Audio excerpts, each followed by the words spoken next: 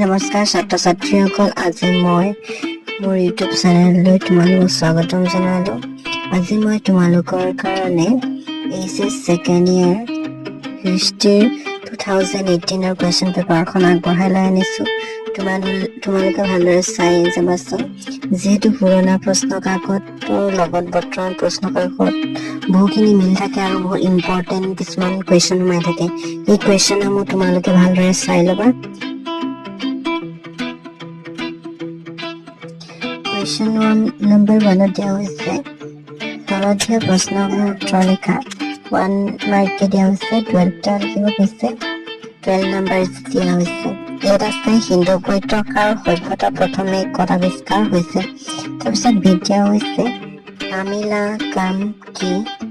তাৰপিছত চি দিয়া হৈছে ত্ৰিপিটক শব্দৰ অৰ্থ কি। তাৰপিছত ডি দিয়া হৈছে ফাতিয়া ইউবিয়া গ্ৰন্থ ৰচক কোন। তাৰপিছত এতিয়া হৈছে জিয়া বেমটিছ টেভাৰনিয়াৰ কোন। তাৰপিছত এফটোত দিয়া হৈছে চিলচিলা বুলিলে কি বুজা। তাৰপিছত যেতিয়া হৈছে গপুৰম কি। তাৰপিছত এইচত দিয়া হৈছে আইন আকবৰী কোনে ৰচনা কৰিছে। তাৰপিছত আইটো দিয়া হৈছে বংগদেশত চিৰস্থায়ী বন্দোবস্ত কোনে প্ৰৱৰ্তন কৰিছিল। এইটো ইম্পৰ্টেণ্ট হয়, এইটো পৰীক্ষাত আহে। তাৰপিছত জেটো দিয়া হৈছে কোন চনত ভাৰতত ৰেলসেৱা আৱিষ্কাৰ হৈছিল। এইটো এটা তোমালোকে জানাই যে 1753 চনত বুলি। তাৰপিছত কে দিয়া হৈছে মহাত্মা গান্ধীজীক কোনে হত্যা কৰিছিল। এইটো এটা ইজিয়ে তোমালোকে জানাই। তাৰপিছত এলটো দিয়া হৈছে পাকিস্তান শব্দৰ ৰূপ কোনে দিছিল। তাৰপিছত 2 নম্বৰ কুৱেশ্যন আছে। 2 নম্বৰকে দিয়া হৈছে 12টা লিখিব লাগিব। 24 নম্বৰ থাকিব অৰ্থাৎ 24 থাকিব। এ দিয়া হৈছে সৰ্বীয় সংস্কৃতিৰ ধৰ্মীয় বিশ্বাস সম্পৰ্কে চমুকৈ লিখা। তোমাৰ দিয়া হৈছে। তাৰপিছত বি দিয়া হৈছে বহিৰ্বিবাহ আৰু অন্তৰ্বিবাহ বুলিলে কি বুজা। তোমাকে দিয়া হৈছে। তাৰপিছত চি দিয়া হৈছে ব্ৰহ্মত্বৰ আৰু ধৰ্মত্বৰ মাটি কি। তাৰপাছতে দিয়া হৈছে বুৰঞ্জী কি। আহোম যুগত ৰচিত এখন বুৰঞ্জীৰ নাম লিখা। এইটো এটা ইম্পৰ্টেণ্ট হয়। তাৰপাছত ই নম্বৰ দিয়া হৈছে 1858 চনত ব্ৰিটিছে ফাঁচি দিয়া অসমৰ বিদ্ৰোহী দুগৰাকীৰ নাম লিখা।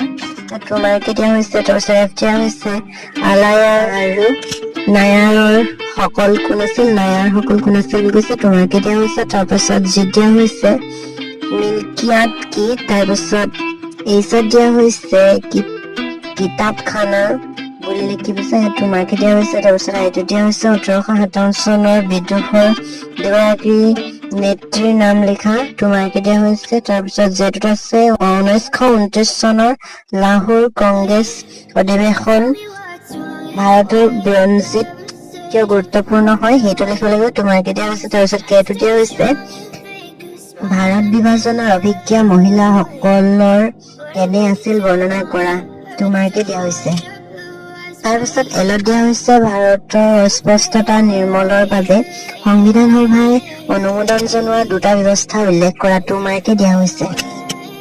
তাৰপাছতে কুৱেশ্যন নম্বৰ 3 দিয়া হৈছে তলৰ প্ৰশ্নবোৰ উত্তৰ লিখা যিকোনো 8টা। 5 মাৰ্কে দিয়া হৈছে। এতিয়া হৈছে সৰ্পীয় সভ্যতা নগৰ কেন্দ্ৰ সমূহৰ আঁচনিৰ এটি বিৱৰণ দিয়া বুলি কৈছে। তাৰপিছত বিত আছে মনুস্মৃতি অনুসৰি পুৰুষ আৰু মহিলাই কি উপায়েৰে সম্পদ আহৰণ কৰিব পাৰিছিল। এই উপায়বোৰে পুৰুষ আৰু মহিলাক পৃথক কৰিছে বুলি তুমি ভাবানে। চি নম্বৰ দিয়া হৈছে বৌদ্ধ ধৰ্মৰ মূল শিক্ষাৰ সাৰাংশ লিখা।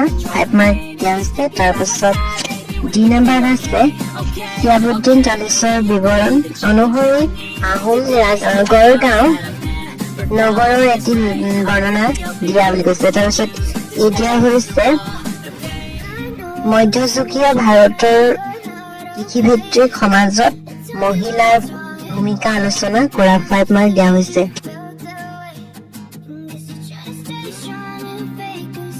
তাৰপাছতে 1 নম্বৰ কুৱেশ্যন আছে বিজয় নগৰৰ প্ৰতিৰক্ষা ব্যৱস্থা এটি বৰ্ণনা দিয়া। এই ব্যৱস্থাই কৃষি ক্ষেত্ৰ গান্ধীক কিয় পৰিবেশিত কৰিছিল? জিনেভাৰ কুৱেশ্যন আছে সময়ত আকবৰৰ কালচোৱাত মাটি কিদৰে শ্ৰেণীবিভাজন কৰা হৈছিল? মাটিৰ ওপৰত কৰ কেনেদৰে নিৰ্ধাৰণ কৰা হৈছিল? তাৰপিছত ২০ নম্বৰ কুৱেশ্যন আছে আমেৰিকাৰ গৃহযুদ্ধ ভাৰতৰ আইনত সকলোৰ জীৱন যাত্ৰাত কেনেদৰে প্ৰভাৱ পেলাইছিল? তাৰপিছত আই নম্বৰত আছে ঊনবিংশ শতিকাৰ ব্ৰিটিছসকলক কি বিবেচনাই ভাৰতৰ নগৰ পৰিকল্পনাত প্ৰভাৱ পেলাইছিল? তাৰপিছত যে নম্বৰ কুৱেশ্যন আছে পৃথক নিৰ্বাচন ব্যৱস্থাৰ বিপক্ষে কিছুমান সদস্যই কি যুক্তি আগবঢ়াইছিল উল্লেখ কৰা বুলি কৈছে।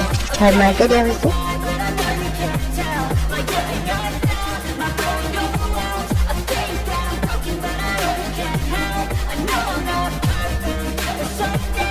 তাৰপাছতে ৪ নম্বৰ দিয়া হৈছে তলৰ পাঠ্যাংশসমূহ অৰ্থাৎ পাঠ্যাংশবোৰ ভালদৰে পঢ়াৰ প্ৰশ্নবোৰ উত্তৰ দিয়া। ইয়াত তোমালোকৰ কিছুমান টপিক দি দিছে, এই টপিকসমূহ পঢ়ি তোমালোকে প্ৰশ্নসমূহ উত্তৰ দিব লাগিব। তোমালোকে সেই ভালদৰে পঢ়িলে নিশ্চয় শিকিব পাৰিবা। যদি তোমালোকে ভিডিঅ'টো চাই কিনে উপকৃত হ'লা তেন্তে ভিডিঅ'টো লাইক কৰিবা আৰু চেনেলটো ছাবস্ক্ৰাইব কৰি বেল আইকনটো বজাই দিবাচোন, তেতিয়াহে মই এনেকুৱা ধৰণৰ ভিডিঅ' দিবলৈ আগ্ৰহ হ'ম।